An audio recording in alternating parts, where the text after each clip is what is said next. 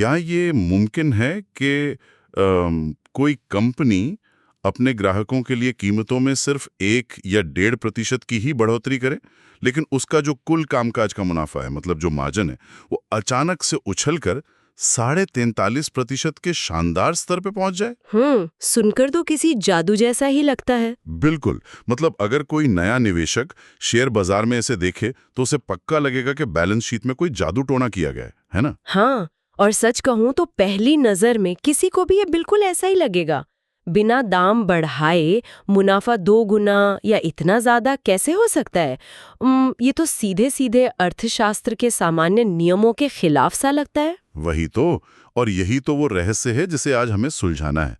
आज के हमारे इस गहन विश्लेषण में हम विजय डायग्नोस्टिक सेंटर के वित्त वर्ष 26 की चौथी तिमाही यानी Q4 FY 26 के वित्तीय परिणामों पर चर्चा करने वाले हैं। जी, और साथ ही उनके मैनेजमेंट अर्निंग कॉल की ट्रांसक्रिप्ट और जो हालिया व्यापारिक डेटा है उसके पन्नों को भी हम गहराई से टटोलने वाले हैं। सही कहा। और हमारा आज का मिशन बहुत ही स्पष्ट है, एक नए रिटेल निवेशक यानी खुदरा निवेशक के नजरिए से इस भारी भरकम वित्तीय डेटा को डिकोड करना है। बिल्कुल, क्योंकि सिर्फ नंबर देख लेना काफी नहीं होता ना। हाँ, मतलब हमें सिर्फ सतह पर दिखने वाले रेवेन्यू और मुनाफे को नहीं देखना है, हमें ये समझना है कि कंपनी के भविष्य के तकनीकी रणनीति क्या है, और सबसे जरूरी बात उन छुपे हुए जोखिमों को बाहर निकालना है जो अक्सर मैनेजमेंट की बातों में दबे रह जाते हैं। सही कहा।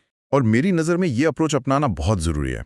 देखिए, हेल्थ केयर और डायग्नोस्टिक्स का जो क्षेत्र है ना, हाँ, वो एक आम रिटेल बिजनेस से बहुत अलग होता है। वो कैसे? क्योंकि यहाँ सिर्फ मशीनें और टेस्ट नहीं बिकते, यहाँ लोगों का भरोसा और रिपोर्ट की सटीकता बिकती है। और शेयर बाजार में जब हम ऐसी किसी कंपनी का मूल्यांकन करते हैं तो हमें आज के मुनाफे के साथ साथ उनके कल की नींव को भी बारीकी से परखना होता है। तो चलिए इस वित्तीय भूल भुलैया में सीधे प्रवेश करते हैं। कोई भी निवेशक जब किसी कंपनी का रिजल्ट खोलता है तो उसकी नजर सबसे पहले टॉप लाइन यानी कुल कमाई और बॉटम लाइन यानी शुद्ध मुनाफे पर जाती है। हाँ, वो तो सबसे पहले देखा ही जाता है। और विजय डायग्नोस्टिक के आंकड़े यहाँ वाकई में किसी ब्लॉकबस्टर फिल्म जैसे लग रहे हैं। मतलब वित्त वर्ष 26 में कंपनी ने 800 करोड़ रुपए का जादुई आंकड़ा पार कर लिया है। कुल रेवेन्यू 814 करोड़ रुपए रहा, जो सालाना आधार पर लगभग 19.5% की वृद्धि है। अरे वाह, ये तो बहुत ही शानदार नंबर है। और सिर्फ चौथी तिमाही की बात करें तो 26.6% की जबरदस्त छलांग के साथ कमाई 219 करोड़ रुपए रही है। ये आंकड़े अपने आप में बहुत ही मजबूत कहानी कह रहे हैं। एक ही तिमाही में 26% से ज्यादा की वृद्धि किसी भी डायग्नोस्टिक कंपनी के लिए असाधारण मानी जाएगी। सही बात है। खासकर तब जब आज के समय में बाजार में गली नुक्कड़ पर पैथोलॉजी लैब्स की भरमार हो गई हो। बिल्कुल, लेकिन मेरे लिए असली कहानी उनके नंबरों में नहीं बल्कि उनकी कमाई के तरीके में छिपी है। अच्छा, वो कैसे? देखिए, मैनेजमेंट का कहना है कि उनका 92% बिजनेस B2C मॉडल से आता है, यानी सीधे ग्राहकों से, और इस कमाई में 37% हिस्सा सिर्फ रेडियोलॉजी का है। उनका प्रति फुटफॉल यानी हर एक ग्राहक से होने वाली औसत कमाई 1808 रुपए है। 1808 रुपए? हाँ, अब अगर हम इसे थोड़ा आसान बनाएं तो एक आम खून की जांच अमूमन 300 या 400 रुपए की होती है ना? 1808 रुपए के औसत का सीधा सा मतलब है कि मरीज सिर्फ खून की जांच नहीं करवा रहे हैं। बिल्कुल, वो उसी छत के नीचे MRI, CT स्कैन और अल्ट्रासाउंड भी करवा रहे हैं। एकदम सही। ये एक इंटीग्रेटेड हब का मॉडल है, जैसे सीधे ग्राहकों को प्रीमियम सामान बेचने वाला कोई बड़ा सा रिटेल स्टोर हो। और मैं कहूंगी कि यही इस कंपनी की सबसे बड़ी ताकत है। जब एक ही सेंटर में पैथोलॉजी और रेडियोलॉजी दोनों सुविधाएं होती हैं तो मरीज को अलग अलग जगह भटकना नहीं पड़ता। और सबसे बड़ी बात, रेडियोलॉजी में मार्जिन बहुत ज्यादा होता है। लेकिन अब मैं अपने उसी सवाल पर वापस आता हूं जिससे हमने शुरुआत की थी, 43.5% का एबिटा मार्जिन, जबकि दाम तो सिर्फ 1 या 1.5% ही बढ़ाए गए। हाँ, वो रहस्य। मैं समझता हूं कि यहाँ ऑपरेटिंग लीवरेज का बहुत बड़ा खेल चल रहा है। आप बिल्कुल सही दिशा में सोच रहे हैं। मतलब एक बार जब किसी बड़े सेंटर में करोड़ों की CT स्कैन मशीन लग गई, जगह का किराया तय हो गया और डॉक्टरों व स्टाफ का वेतन फिक्स हो गया, तो वो खर्च कंपनी के लिए स्थिर हो जाता है, राइट? जी बिल्कुल, वो फिक्स्ड कॉस्ट बन जाता है। अब अगर उसी मशीन से दिन में 10 की जगह 15 मरीजों के टेस्ट होने लगें, तो उन अतिरिक्त 5 मरीजों से आने वाला पैसा लगभग सीधा कंपनी के मुनाफे में जुड़ जाता है। आपने ऑपरेटिंग लीवरेज के इस तंत्र को बिल्कुल सटीक तरीके से पकड़ा है। लेकिन यहाँ जो बात इस मुनाफे को इतना असाधारण बनाती है वो सिर्फ लीवरेज नहीं है, तो और क्या है? बल्कि उस लीवरेज का स्केल है।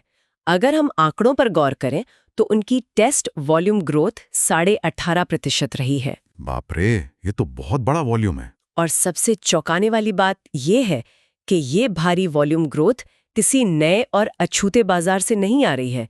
ये हैदराबाद जैसे परिपक्व और पुराने बाजार से आ रही है, जहां कंपनी का पहले से ही एक मजबूत दबदबा है। अरे हाँ, ये सच में एक बहुत बड़ा बिंदु है। अक्सर कंपनियां क्या करती हैं, नए शहरों में जाके वॉल्यूम बढ़ाती हैं, लेकिन विजया डायग्नोस्टिक्स अपने सबसे पुराने बाजार से अभी भी 20% के करीब ग्रोथ निकाल रहा है। बिल्कुल। इसका मतलब है कि हैदराबाद में उनकी पुरानी मशीनें अपनी पूरी क्षमता, या जिसे हम ऑप्टिमम कैपेसिटी कहते हैं, उस पर काम कर रही हैं। और क्योंकि वहां उनका खर्च पहले से ही स्थिर है, नया हर एक रुपया सीधा बॉटम लाइन को मोटा कर रहा है। और यही कारण है कि किसी भी नए निवेशक को सिर्फ रेवेन्यू नहीं बल्कि वॉल्यूम ग्रोथ और प्राइस ग्रोथ के बीच का अंतर समझना चाहिए। थोड़ा और समझाइए इसे। देखिए, अगर कोई कंपनी कीमतें बढ़ाकर अपना रेवेन्यू बढ़ा रही है तो उसकी एक सीमा होती है। ग्राहक एक समय के बाद तंग आकर दूसरी लैब में चला जाएगा। हाँ, ये तो है। लेकिन अगर बिना कीमत बढ़ाए सिर्फ मरीजों की संख्या बढ़ने से रेवेन्यू बढ़ रहा है तो ये बाजार में कंपनी की असली पकड़ और उनके ब्रांड की ताकत को दर्शाता है। लेकिन बिजनेस में एक पुरानी कहावत है कि हर अच्छी चीज की एक एक्सपायरी डेट होती है। अगर हैदराबाद में मशीनें अपनी पूरी क्षमता पर काम कर रही हैं और मार्जिन 43.5% की ऊंचाई पर है, तो आगे क्या? प्रतिस्पर्धा तो लगातार बढ़ रही है। यही तो वो मोड़ है जहां से हमारी कहानी भविष्य की तकनीक की तरफ मुड़ती है। हाँ, और यहां से हमारी चर्चा मैनेजमेंट की भविष्य की रणनीति और उनके उस भारी भरकम कैपेक्स यानी कैपिटल एक्सपेंडिचर की तरफ जाती है। अर्निंग कॉल के मुताबिक वित्त वर्ष 27 के लिए मैनेजमेंट ने 140 से 150 करोड़ रुपए के निवेश की योजना बनाई है। ये एक बहुत ही आक्रामक निवेश रणनीति है। और ये निवेश जा कहाँ रहा है? वे हैदराबाद के पंजागुट्टा में एक पूरी तरह से ऑटोमेटेड लैब और ऑटोमेटेड ट्रैक सिस्टम स्थापित कर रहे हैं। ऑटोमेशन पर फोकस है। हाँ, और वे रेडियोलॉजी में खासकर सीटी स्कैन और डेंटल स्कैन के लिए आर्टिफिशियल इंटेलिजेंस मतलब एआई का इस्तेमाल कर रहे हैं। साथ ही वे जीनोमिक टेस्टिंग जैसे एडवांस क्षेत्र में भी कदम रख रहे हैं। ये सब सुनने में बहुत ही हाईटेक लगता है। मैनेजमेंट का तर्क है कि इससे टर्न अराउंड टाइम यानी सैंपल देने से लेकर रिपोर्ट मिलने तक का समय कम होगा और ऑपरेशनल प्रोडक्टिविटी बढ़ेगी। तकनीक का ये पहलू सच में किसी भी डायग्नोस्टिक कंपनी के लिए एक गेम चेंजर साबित हो सकता है। लेकिन यहीं पर एक निवेशक के तौर पर मुझे थोड़ी शंका होती है। कैसी शंका? ये जो ऑटोमेटेड ट्रैक सिस्टम है या आर्टिफिशियल इंटेलिजेंस है, ये शब्द सुनने में किसी साइंस फिक्शन फिल्म की तरह लगते हैं। मतलब ऐसा लगता है जैसे घर के किचन में कोई बहुत महंगी रोबोटिक मशीन ले आए हों। हाँ, समझ रही हूँ मैं आपकी बात। क्या ये हाईटेक सिस्टम सच में वित्तीय फायदा पहुंचाएगा, या ये सिर्फ निवेशकों को लुभाने के लिए और शेयर बाजार में खुद को फैंसी दिखाने का एक तरीका है? क्योंकि अगर 150 करोड़ रुपए खर्च करके भी मरीजों की संख्या नहीं बढ़ी तो ये सारा निवेश तो एक सफेद हाथी बन जाएगा, है ना? आपकी ये शंका बहुत स्वाभाविक है और हर गंभीर निवेशक के मन में ये सवाल आना भी चाहिए। लेकिन अगर हम हेल्थ केयर डायग्नोस्टिक्स के अर्थशास्त्र को गहराई से समझें तो यहाँ समय ही सबसे बड़ा उत्पाद है। समय? जी, समय। ऑटोमेशन और ऑटोमेटेड ट्रैक सिस्टम का सीधा असर टर्न अराउंड टाइम पर पड़ता है। जब एक इंसान की जगह कोई मशीन सैंपल को एक जगह से दूसरी जगह ले जाती है तो गलतियां कम होती हैं और एक ही मशीन से प्रति घंटे ज्यादा टेस्ट किए जा सकते हैं। यानी आप कह रही हैं कि ये जो रिपोर्ट देने में तेजी आएगी वही उन्हें वित्तीय फायदा देगी? बिल्कुल। जरा सोचिए, अगर किसी डॉक्टर को एक गंभीर मरीज के फैसले के लिए रिपोर्ट चाहिए और विजया डायग्नोस्टिक वो रिपोर्ट 4 घंटे में दे सकता है, जबकि कोई दूसरी लैब 12 घंटे लेती है, तो वो डॉक्टर और मरीज हमेशा विजया को ही चुनेंगे। हाँ, ये बात तो एकदम पते की है। इससे क्या होगा? इससे उनका वॉल्यूम और ज्यादा बढ़ेगा और जैसा कि हमने अभी ऑपरेटिंग लीवरेज की बात की, वो बढ़ा हुआ वॉल्यूम सीधा मुनाफे में जाएगा। ये कैपेक्स असल में उस लीवरेज को और ज्यादा निचोड़ने की तैयारी है। और एआई के बारे में क्या ख्याल है? आजकल हर कंपनी अपने नाम के आगे एआई का टैग लगाना चाहती है। क्या सीटी स्कैन और डेंटल स्कैन में एआई लगाने से रातों रात उनकी आमदनी दुगनी हो जाएगी? मैं यहाँ असहमत होना चाहूंगी। AI कोई जादुई छड़ी नहीं है और अच्छी बात यह है कि विजया का मैनेजमेंट भी इसे किसी जादुई छड़ी की तरह पेश नहीं कर रहा है। अच्छा, उन्होंने क्या कहा इस बारे में? अर्निंग कॉल में मैनेजमेंट ने बहुत ही सतर्कता से इस बात को माना है कि AI को सीधे ग्राहकों के लिए लागू करने से पहले भारी वैलिडेशन और सख्त लाइसेंसिंग की जरूरत होती है।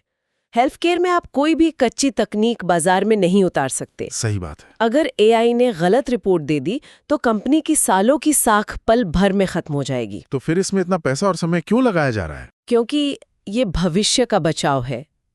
आज AI शायद तुरंत रेवेन्यू न बढ़ाए, लेकिन लंबी अवधि में ये रेडियोलॉजिस्ट के काम के बोझ को कम करेगा। जो डॉक्टर दिन में 50 स्कैन पढ़ता है, AI की मदद से वो शायद 100 स्कैन पढ़ सकेगा। ओह, समझ गया। ये मानव श्रम यानी मैन पावर की लागत को कम करने का एक बहुत बड़ा जरिया बनेगा। मैनेजमेंट आज के मुनाफे का इस्तेमाल कल की खाई पाटने के लिए कर रहा है। ये तर्क तो समझ में आता है, लेकिन तकनीक और मशीनें मुफ्त में तो आती नहीं है। 150 करोड़ रुपए का निवेश एक बहुत बड़ी रकम है, और यहीं से मुझे उनकी बैलेंस शीट में कुछ ऐसी दरारें नजर आ रही हैं जो एक नए रिटेल निवेशक की नींद उड़ा सकती हैं। आप रिस्क फैक्टर्स की बात कर रहे हैं? बिल्कुल। मुनाफे और मार्जिन की इस चकाचौंध के बीच कई बड़े जोखिम भी छिपे हुए हैं। चलिए सबसे पहले वर्किंग कैपिटल के चक्र पर नजर डालते हैं। हाँ, किसी भी कंपनी के वित्तीय स्वास्थ्य की असल जांच बैलेंस शीट के इसी हिस्से में होती है। मैंने वित्तीय डेटा देखा और वर्किंग कैपिटल के दिन नेगेटिव 3.87 से एकदम उछलकर 65.1 दिन हो गए हैं। अब एक निवेशक के तौर पर मैं जानता हूं कि नेगेटिव वर्किंग कैपिटल किसी भी B2C बिजनेस की सबसे बड़ी ताकत होती है। सही कहा। इसका मतलब था कि कंपनी को अपने सप्लायर्स का बिल चुकाने से पहले ही ग्राहकों से नकद पैसा मिल जा रहा था। ये तो एकदम सपने जैसा है, लेकिन अचानक से ये चक्र 65 दिनों का कैसे हो गया? ये बहुत बड़ा बदलाव है। ये बदलाव सच में ध्यान देने लायक है और इसे बिल्कुल नजरअंदाज नहीं किया जा सकता। वर्किंग कैपिटल के 65 दिन हो जाने का मतलब है कि कंपनी का पैसा अब बिजनेस के चक्र में फंसा हुआ है। लेकिन ये फंसा क्यों है? जब उनका 92% बिजनेस सीधे ग्राहकों से आ रहा है, जो तुरंत नकद या कार्ड से पेमेंट करते हैं, तो पैसा आखिर कहाँ अटक रहा है? इसका जवाब कंपनी के विस्तार और निवेश की रणनीति में ही छिपा है। जब कोई कंपनी आक्रामक रूप से नए सेंटर्स खोलती है, तो शुरुआत में वहां ग्राहकों की भीड़ तुरंत नहीं आती। बात तो सही है। लेकिन इन्वेंट्री, रीएजेंट्स और वहां काम करने वाले स्टाफ का खर्च तो पहले दिन से ही शुरू हो जाता है। हाँ, वो तो देना ही पड़ेगा। इसके अलावा जब आप इतनी बड़ी हाईटेक लैब बनाते हैं या अस्पतालों और कॉर्पोरेट क्लाइंट्स के साथ गठजोड़ बढ़ाते हैं, तो पेमेंट साइकिल लंबा हो जाता है। कॉर्पोरेट या अस्पताल अक्सर 60 से 90 दिन में पेमेंट करते हैं। समझ रहा हूँ। हालांकि एक नए निवेशक के लिए ये तुरंत घबराने वाली बात नहीं है, क्योंकि कंपनी के पास मजबूत कैश फ्लो है।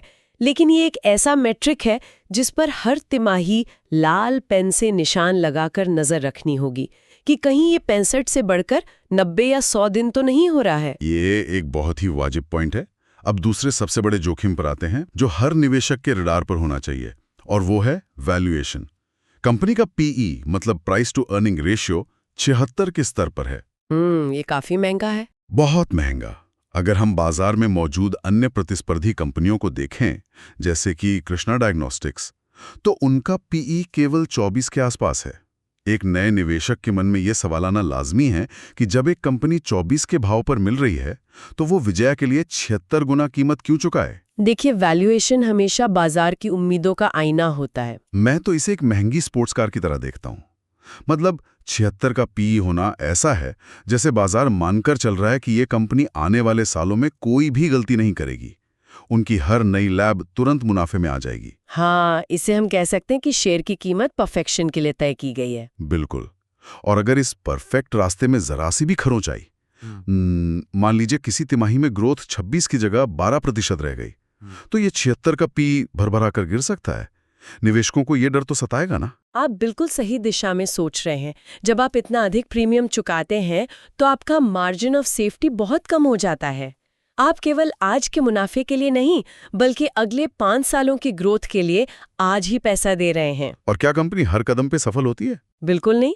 और इसका सबसे बड़ा सबूत है उनका हालिया पुणे बाजार का अधिग्रहण। हाँ, PH डायग्नोस्टिक्स वाला मामला। मैनेजमेंट ने खुद अर्निंग कॉल में ये माना कि पुणे बाजार में पैर जमाने में उनके पसीने छूट गए। उन्हें वहाँ के सॉफ्टवेयर, वहाँ के बिजनेस मॉडल और सबसे बढ़कर वहाँ के वर्किंग कल्चर को अपने हिसाब से बदलने में लगभग 1.5 साल लग गया। ये एक बहुत बड़ा सबक है। इसकी वजह से वहाँ उनकी ग्रोथ काफ़ी धीमी रही। हालांकि अब मैनेजमेंट कह रहा है कि स्थिति सुधर गई है और ग्रोथ 16% पर आ गई है। ये पुणे का वाकया हेल्थ केयर बिजनेस की एक बहुत गहरी सच्चाई को सामने लाता है। और वो सच्चाई क्या है? वो सच्चाई ये है कि डायग्नोस्टिक बिजनेस कोई रेडीमेड कपड़े की दुकान नहीं है कि आपने एक शहर में फ्रेंचाइजी खोली और अगले दिन से बिक्री शुरू हो गई। सही कहा। ये बिजनेस पूरी तरह से स्थानीय डॉक्टरों के नेटवर्क, रेफरल सिस्टम और मरीजों के भरोसे पर टिका होता है।